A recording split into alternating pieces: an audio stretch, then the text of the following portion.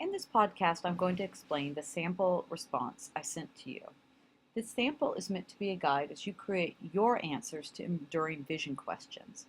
As I suggested, what you need to make sure you do is organize your answer in a focused way and make sure it's supported by examples from the text. This answer is about 400 words long. The minimum your response is allowed to be is 250 words. However, for most questions, you are going to need more than that. However, you need not write 1,000 words. I don't actually want 1,000 words. So, in this question, which asked about exploration, conquest, and colonization by Europeans, I used information from the sections of the textbook entitled Europe and the Atlantic World and Footholds in North America. Depending on which version of the textbook you have, these will obviously be located in different pages. What you need to do is select the information that is most relevant to the question and apply it in an organized way. You could probably do this one of two ways. One is to break up the question, conquest, exploration, colonization. The other would be organized by country, with at minimum Spain, Britain, and France being included.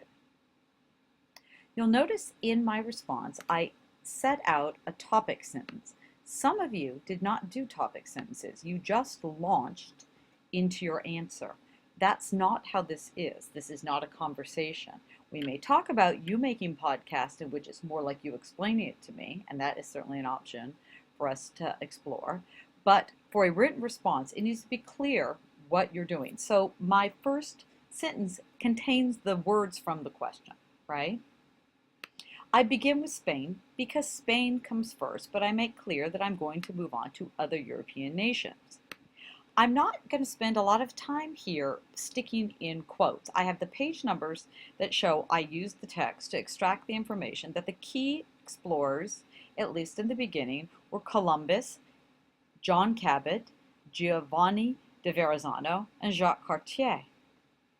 I then immediately move into conquest. You could spend more time on exploration. You could add in more. I wanted to show you a paragraph. This is the minimum amount of information you could put in. You've got the names and the countries.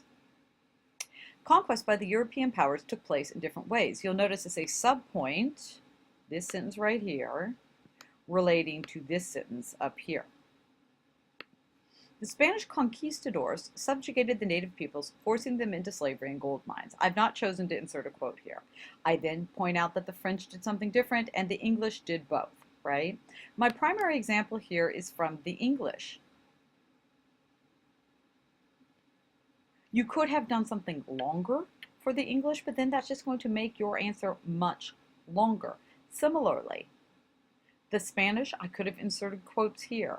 Because the Spanish situation is easy to explain, I chose not to use quotes. The French and the English are more complicated, so I used quotes there, right? But even when I don't use quotes, I use terms like conquistador from the textbook. My next topic sentence transitions and links the ideas together. I link exploration and conquest to colonization. I again point out, though, that things occurred differently. Spanish situation, again, pretty easy to summarize, so I use small quotes incorporated into my sentences.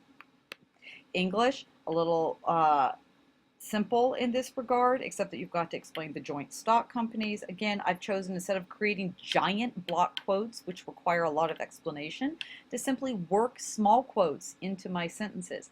This shows me you're pulling things out of the text, you understand the relationship of the text to the question, not that you could find where the answer was in the text and you've copied 7 lines of it out into your page. I then have a tiny summary, which I pulled out of the conclusion. My suggestion in approach to how I would do these is exactly what I said in the email. If you need to write a tiny outline, write a small outline. Draft, and then as you're proofreading, revise.